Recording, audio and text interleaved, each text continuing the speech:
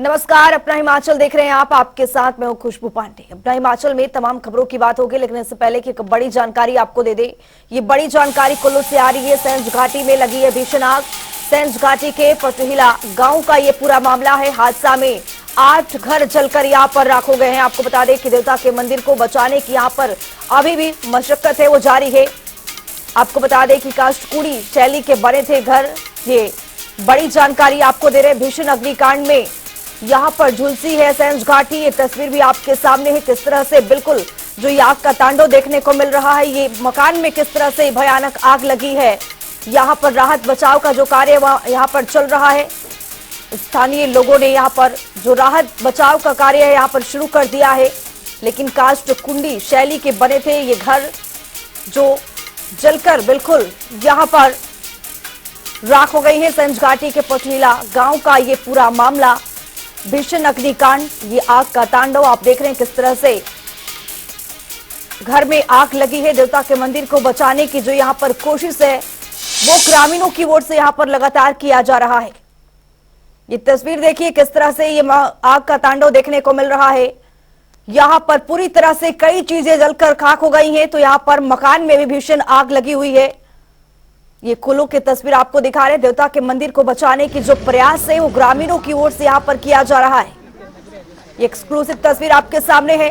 जनता TV सबसे पहले आपको एक्सक्लूसिव तस्वीर ये दिखा रहे हैं कुल्लू से। यहाँ पर जो राहत बचाव का कार्य है वो चल रहा है, लेकिन यहाँ पर जो आग का तांडव है वो देखने को मिल रहा है। कई चीजें यहाँ पर जलकर खाक हो गई हैं और कई चीजों को बचाने के लिए जो यहाँ पर ग्रामीण है वो मशक्कत कर रहे हैं। जो यहाँ पर मंदिर है वो बचाने का यहाँ पर प्रयास जारी है। ये धुआं देखिए किस तरह से जलकर पूरी तरह से कई चीजें यहाँ पर राख हो गई हैं। बिल्कुल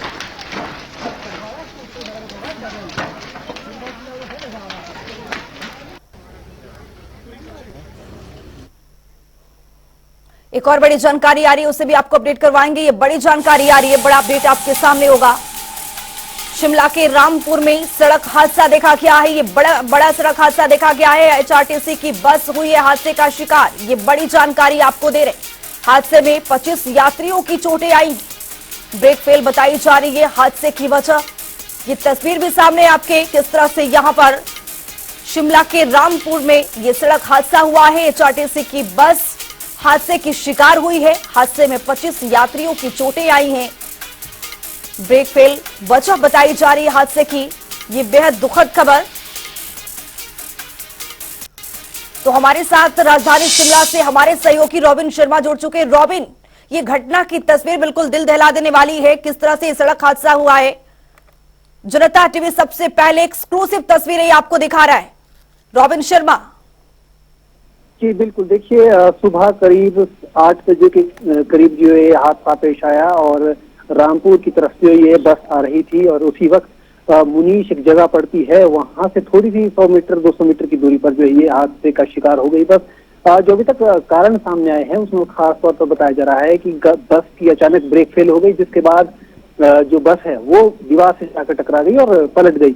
हालांकि इसमें ड्राइवर की सूझबूझ ये रही कि कोई बड़ा हादसा नहीं हो पाया, ना होने से बच गया, जिससे जो 25 यात्री इसमें सवार थे उनकी जान बच गई। हालांकि सभी को जो है हल्की चोटें फिलहाल आई है इस हादसे के चलते। जी रॉबिन, जो 25 घायल बताए जा रहे हैं उनको कहां पर अस्पताल में किस तरह से भर्ती कराया गया है? किस तरह से वो गंभीर चोटें हैं या फिर हल्की मामूली चोटें हैं?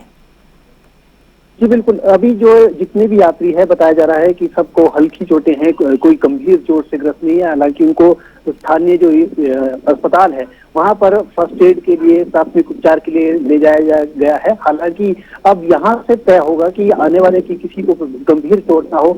ऐसे में अगर किसी को गंभीर चोट हुई तो उसे बड़े अस्पताल की ओर भी जो है वो रेफर किया जा सकता है। लेकिन हालांकि अभी तक जो जानकारी निकल कर सामने आ रही है वो यही है कि सब जो है सुरक्षित, सभी जो यात्री हैं वो सुरक्षित है फिलहाल और सभी को जो है हल्की चोटें आई है। गनीमत यही है कि सबसे बड़ी कि ये बड़ा हादसा होने से टल गया। अगर बस कहीं और किसी और दिशा में रुख होता तो एक बड़ा हादसा भी इस हादसे के दौरान हो सकता था और ज्यादा लोगों की भी इसमें जान जा सकती थी। लेकिन अभी फिलहाल जो सामने खबर आई है उसके मुताबिक यही है कि फिलहाल जो है छोटी हल्की चोटें जो है यहाँ पर यात्रियों को आई है। बहुत शुक्रिया रोबिन शर्मा तमाम जानकारी साझा करने के लिए। तो जनता टीवी पर एक्सक्लूसिव खबरें, ये जनता टीवी सबसे पहले आपको दिखा रहा है रामपुर शिमला, राजधानी शिमला की तस्वीर, जिसमें यहां पर 25 लोग घायल बताए जा रहे हैं, लेकिन हल्की चोटें आई है। गनीमत ये रही कि कोई बड़ा हादसा नहीं हुआ है। हादसे में 25 यात्री घायल बताए जा रहे हैं। मुनीश पंचायत से 100 मीटर की दूरी पर यह पूरा हादसा हुआ। यात्रियों को बाहर निकालने का काम जारी है, लेकिन अभी खबर यह है कि हताहत होने की किसी तरह की कोई जानकारी नहीं है। हादसे में 25 यात्री इसमें घायल बताए जा रहे हैं।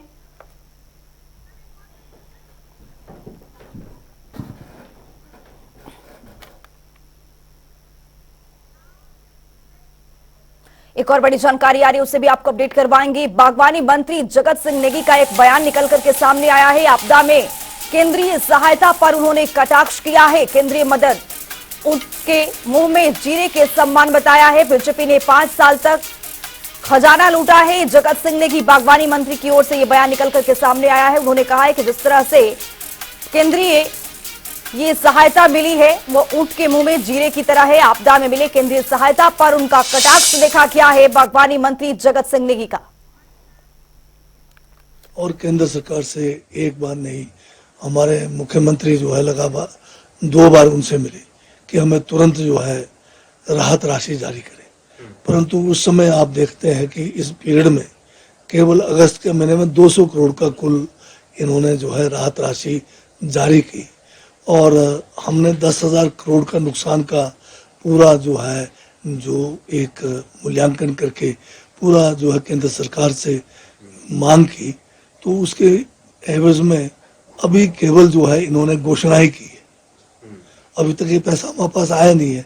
इसमें से भी 200 करोड़ तो ऑलरेडी दे चुके हैं, मामूली से रकम जो है अगस्त महीने में, जबकि 10,000 करोड़ का नुकसान उस समय हुआ।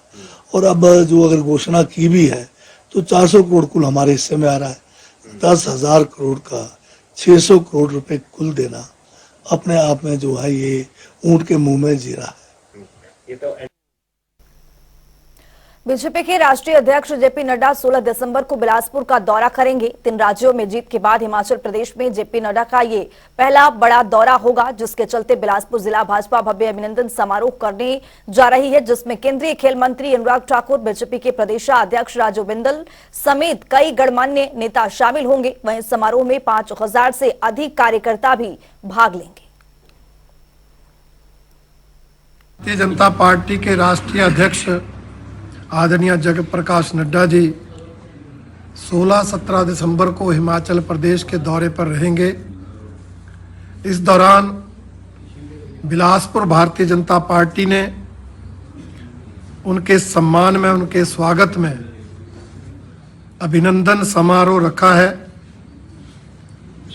जो बिलासपुर के टाउन हॉल के प्रांगण में 16 दिसंबर को 10 बजे आयोजित किया जाएगा। क्योंकि आदरणीय नड्डा जी 3 राज्यों में भारतीय जनता पार्टी को शानदार सफलता दिलाने के बाद पहली बार हिमाचल आ रहे हैं, इसलिए उनका स्वागत करने का निर्णय भारतीय जनता पार्टी ने लिया है। दूसरा, उन्होंने बाढ़ग्रस्त हिमाचल प्रदेश को जहां 860 करोड़ की पहले मदद दिलवाई, वहीं पिछले कल 633 करोड़ की और आर्थिक सहायता दिलाई है। उसके लिए उनका सम्मान करना हमारा दायित्व है, इसलिए उनके सम्मान और स्वागत में हम ये कार्यक्रम कर रहे हैं। 16 तारीख को ही दोपहर को सुंदरनगर जिला भारतीय जनता पार्टी के कार्यालय का वो उद्घाटन करेंगे और वहाँ पर भी कार्यकर्ताओं को संबोधित करेंगे। एक जनसभा में वो भाग लेंगे। रुक करते हैं बड़ी जानकारी की ओर। किन्नौर से ये बड़ी जानकारी आ रही है। किन्नौर में जो नदी नाले हैं उनमें बर्फ जम गई है। पीने के पानी की बढ़ने लगी है समस्याएं। पीने के पानी के जलस्तरों में भी यहां पर जमाव देखा गया है। ये बड़ी जानकारी आपको दे रहे। पीने के पानी की समस्याएं यहां पर बढ़ने लगी है। किन्नौर की ये खबर है। आपको बता दें कि यहां पर ये तस्वीर भी आपके सामने है, किस तरह से किन्नौर में जो नदी नाले हैं उस पर बर्फ जम गए हैं। नदी नालों के पानी में यहां पर बर्फ जमी है। पीने के पानी के लिए भी यहां पर परेशानियों का सामना करना पड़ रहा है। किन्नौर की तस्वीर है आपके सामने। किन्नौर में नदी नाले में यहां पर पूरी तरह से झाग देखी जा रही है। तो किन्नौर की तस्वीरें, हर तरफ बर्फ ही बर्फ यहां पर दिख रहा है। पूरी तरह से नदी नाले, यहां पर नदी नालों में यहां पर बर्फ जम गई है और झाग की भी ये तस्वीर आप देख सकते हैं किस तरह से पीने के पानी के लिए भी यहां पर समस्याओं का सामना करना पड़ रहा है। ये किन्नौर की तस्वीर है, हर तरफ बर्फ ही बर्फ दिख रहा है। तो हमारे साथ हमारे सहयोगी किन्नौर से अनिल नेगी जुड़ चुके हैं। अनिल, यहां पर पानी, पीने की पानी की भी यहां पर समस्या हो रही है, क्योंकि यहां पर जिस तरह से तस्वीर देखी जा रही है उसमें बर्फ ही बर्फ दिख रहा है। जी देखिए, किन्नौर जिला में दिसंबर माह में जो है अधिक ठंड हो चुकी है। सुबह और शाम जो है -5 से 7 डिग्री सेल्सियस जो है तापमान नीचे गिर रहा है। इसकी वजह से जिला किन्नौर के जो पानी के जो स्रोत है, मेन स्रोत जो पीने के जल स्रोत है, वो भी जम गए हैं और छोटे बड़े नदी नाले भी लगातार जो है जम रहे हैं, जिसके चलते पशुओं समेत आम जनमानस जो व्यक्ति है उन्हें भी पीने की पानी की दिक्कतें सामने आ रही है। जिला में ऊंचे पहाड़ियों पर जो है बहुत बर्फबारी हुई है। निचले इलाकों में बर्फ की कुछ फाहें गिरी थी, जिसके बाद तापमान काफी गिर चुका है। ऐसे में जिला किन्नौर के कुछ जो सड़क संपर्क मार्ग है वो भी जमने लगे हैं और छोटे बड़े नदी नालों के जमने के बाद जो है पीने के पानी की समस्याएं तो बढ़ ही रही है और ठंड अधिक होने के चलते जो है ऊंचाई वाले ग्रामीण क्षेत्रों में जो है जो छोटे जो प्राकृतिक जल स्रोत है वो भी पहली बार जो है जमने को देखने को मिल रहे हैं। जी अनिल, यहाँ पर लोग कैसे सरवाइव कर पा रहे हैं, क्योंकि यहाँ पर पीने की जो पानी की समस्या है वो बढ़ रही है। आप बता रहे हैं कि पशुओं को भी यहाँ पर दिक्कत हो रही है।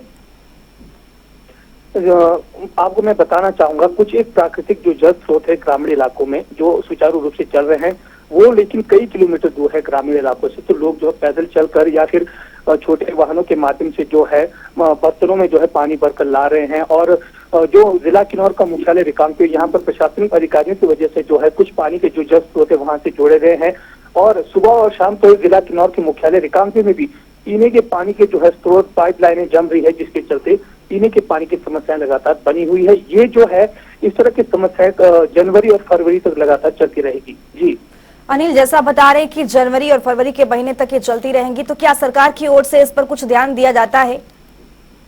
जी फिलहाल से जो है प्रशासन की ओर से जो जल शक्ति विभाग है वो जो जहां जहां पाइपलाइन खुली है उन्हें दबाने के लिए काम कर रही है, ताकि जो है पानी का जो स्रोत है वो चलता रहे।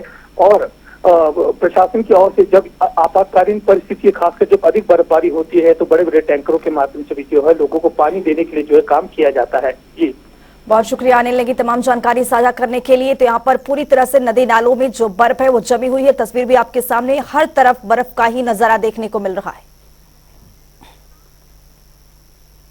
दिल्ली में 16 दिसंबर से 30 दिसंबर तक हिमोत्सव का आयोजन कर रही है। जल्द ही हिमाचल प्रदेश की संस्कृति की झलक दिल्ली में देखने को मिलेगी।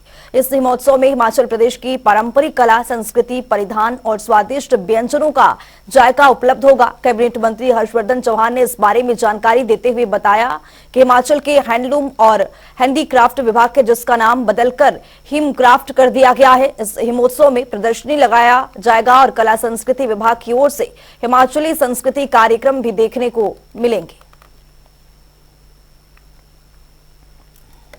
प्रोग्राम में, क्योंकि हम इसको एक नेशनल लेवल का प्रोग्राम के रूप में इसको जो है आयोजित किया जा रहा है और हमने नेशनल लेवल के भी बहुत सारे लोगों को आमंत्रित किया। हमने हमारे जो प्रदेश के सांसद हैं, उन्होंने मुख्यमंत्री जी ने उनको निजी रूप में पत्र लिखा है। जगत प्रकाश नड्डा जी हैं, अनुराग ठाकुर जी हैं, हमने सातों के साथ जो एमपीज हैं हिमाचल प्रदेश के, उनको पर्सनल लेटर मुख्यमंत्री श्री सुखविंदर सिंह सुक्खू जी ने लिखा है कि वो वहाँ पे आए और हमारे जो कार्यक्रम है उसकी शोभा जो बढ़ाए है। नेशनल लेवल पे भी जितने भी हमारे जो दिल्ली के लेवल के ऑफिसर्स हैं, इम्पोर्टेंट पोस्टिंग्स में हैं, उन सबको हमने फ्री में जो है कार्ड जो इन्विटेशन कार्ड जो है हमने सबको उनको आमंत्रित किया है। ये हमारा जो कार्ड है और इसमें जो बैक में ये प्रोग्राम हमने इसमें किया हुआ है। हिमाचल प्रदेश के सबसे बड़े राजकीय संस्कृत महाविद्यालय ने 100 वर्ष का सफर तय कर लिया। इस वर्ष पर शहरी विकास विभाग के मुख्य संसदीय सचिव आशीष बुटेल ने महाविद्यालय में आयोजित शताब्दी समारोह में बतौर मुख्य अतिथि शिरकत की है। इस दौरान मीडिया से रूबरू होते हुए आशीष बुटेल ने कहा है कि इस महाविद्यालय का सफर अपने में बहुत उपलब्धियां समेटे हुए हैं। हमें अपनी संस्कृति को भी बचाना है और साथ में आधुनिक युग के साथ भी चलना है। इसमें महाविद्यालय दोनों ही काम कर रहा है।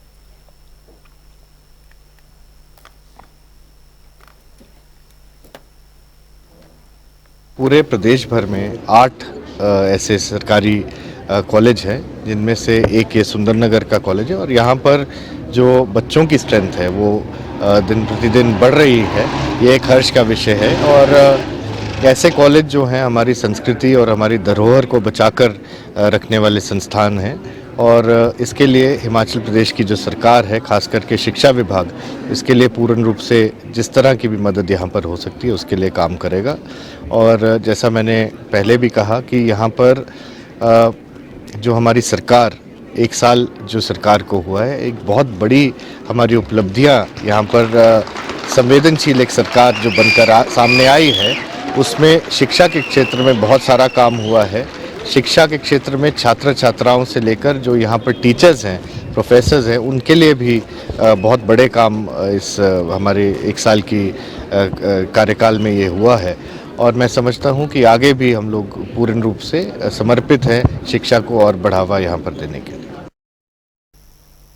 केंद्र सरकार ने हिमाचल प्रदेश के आपदा प्रभावितों के लिए 633 करोड़ की राहत राशि जारी की है, जिसके बाद मंडी में पूर्व सीएम जयराम ठाकुर ने पत्रकारों से बातचीत करते हुए प्रधानमंत्री नरेंद्र मोदी, केंद्रीय मंत्री अमित शाह और जेपी नड्डा का धन्यवाद किया है। साथ ही जयराम ठाकुर ने प्रदेश की कांग्रेस सरकार को नसीहत दी है कि बार बार झूठ बोलना बंद करें और जो राहत राशि मिली है उसे प्रभावितों तक पहुंचाने की दिशा में काम करें। बार बार प्रदेश सरकार इस बात का जिक्र कर रही थी कि हमें मदद नहीं मिली है। हम कह रहे थे कि आप यहां से जो आकलन, जो केंद्रीय टीम यहां पर आकर के गई है देख करके सारा नुकसान को, उसका थोड़ा इंतजार करें और जो केंद्रीय टीम ने रिपोर्ट दी, रिपोर्ट के पश्चात अब मुझे इस बात को लेकर के बहुत प्रसन्नता है कि हिमाचल प्रदेश को केंद्र की ओर से 633 करोड़ रुपए और जारी करने का निर्णय हुआ है। मैं इस निर्णय का अभिनंदन करता हूं, स्वागत करता हूं। प्रधानमंत्री नरेंद्र मोदी जी का धन्यवाद करता हूं, गृह मंत्री अमित शाह जी का भी धन्यवाद करता हूं और पार्टी के राष्ट्रीय अध्यक्ष जगत प्रकाश नड्डा जी का भी धन्यवाद करता हूं। ये बड़ा साफ करता है ये निर्णय कि जो आरोप, जो प्रचार यहां कांग्रेस के लोग, कांग्रेस के नेता लगातार किए जा रहे थे, अब उनको जवाब मिल गया होगा। और मैं अब सिर्फ इतना ही कहना चाह रहा हूं, अब मेहरबानी करके झूठ बोलना कांग्रेस के नेता बंद करें और ये जो राहत केंद्र से आई है, आज तक की सबसे बड़ी राहत है और इस राहत के माध्यम से जो पात्र व्यक्ति है, जो प्रभावित परिवार है, उन तक ये मदद पहुंचे, उनको ये मदद के माध्यम से अपने घर बनाने का और जो अपने नुकसान जो हुआ है उस नुकसान की भरपाई करने का अवसर प्राप्त हो। शिमला में विंटर कार्निवाल क्रिसमस पर शुरू होगा और 31 दिसंबर तक चलेगा। बता दें कि कार्यक्रम का आयोजन शिमला के ऐतिहासिक रिज मैदान में किया जाएगा। विंटर कार्निवाल की तैयारी को लेकर बुधवार को नगर निगम शिमला महापौर कार्यालय में बैठक कर आयोजन किया जाएगा। इस बार विंटर सीजन में देश और विदेश से आने वाले सैलानियों का नए अंदाज में मनोरंजन किया जाएगा। वहीं विंटर कार्निवाल में सांस्कृतिक कार्यक्रमों का आयोजन भी किया जाएगा।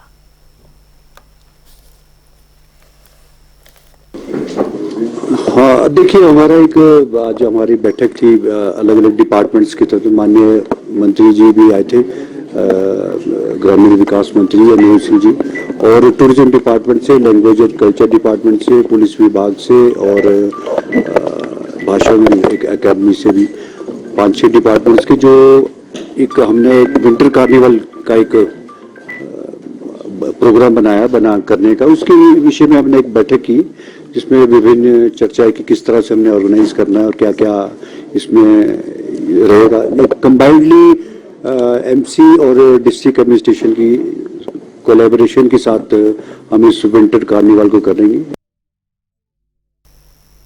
कांग्रेस के जिला उपाध्यक्ष विक्रम पटानिया ने विपक्ष पर निशाना साधा है। उन्होंने कहा है कि जिस तरह से बीजेपी की ओर से सरकारी समारोह का विरोध किया गया, ये उनकी बौखलाहट और सत्ता मोह को दर्शाता है। इस बीच उन्होंने मुख्यमंत्री सुखविंदर सिंह सुक्खू को धरातल से जुड़ा हुआ बताते हुए कहा कि सीएम ने कॉलेज के समय से ही छोटे स्तर पर राजनीति की सफल शुरुआत की थी और संगठन में भी रहे, ऐसे में वो जनता के दिलों में भी बसते हैं। जी महाराज साहब, ये इनका ना अब विपक्ष में है भाजपा को, आपको पता है ये भाजपा को विपक्ष में रहना आता नहीं, तो जो इनका धर्म है अब ये कई जुमले छोड़ेंगे, कई रोएंगे पिटेंगे। आपको पता ही है जयराम ठाकुर जी शाम को कुछ बोलते थे, सुबह कुछ बोलते थे, तो कल का इनको जो धरने प्रदर्शन कर उनका जवाब इनको धर्मशाला रैली में देख के मिल ही गया होगा। महाराज साहब इतनी पब्लिक थी कि सुक्खू भाई को शहीद स्मारक से वहां पहुंचते कम से कम 1.5 घंटा लग गया होगा। तो जब वो पंडाल में पहुंचे तो तिल फेंकने की जगह नहीं थी। पंडाल के बाहर जो सीटें थी, जो वो ग्राउंड है पुलिस ग्राउंड, वहां बैठते हैं देखने मैच। उनके अलावा भी सड़कों में भी दुनिया उतनी ऊपर तक थी कि अब मैंने तो इमेजिन नहीं कर सकता कि दुनिया सुक्खू भाई से इतना ज्यादा प्यार करती है। जबकि वो बंदा डाउन टू अर्थ है, तो लोगों ने उनको अपना दरिया दिल दिखाया। एक साल में इतने काम जितने उन्होंने करने चाहे, उसमें जो बीच में त्रासदी आ गई। हिमाचल प्रदेश विश्वविद्यालय में 46वीं वार्षिक एथलेटिक मीट का आगाज हो गया है। ये प्रतियोगिता 16 दिसंबर तक चलाई जाएगी। एथलेटिक मीट का आगाज डीसी का निपुण जिंदल ने किया है। इस मौके पर डीसी ने नेशनल एथलेटिक्स फ्लैग को फहराकर खेलों का विधिवत शुभारंभ किया है और कहा है कि 4 वर्ष के बाद ये गेम्स शुरू हो रही है, इसलिए खिलाड़ियों के लिए अपनी प्रतिभा दिखाने का ये बेहतरीन मंच है। उन्होंने कहा कि खेलों में उत्साह के साथ खिलाड़ी अपनी मेहनत का प्रदर्शन करेंगे।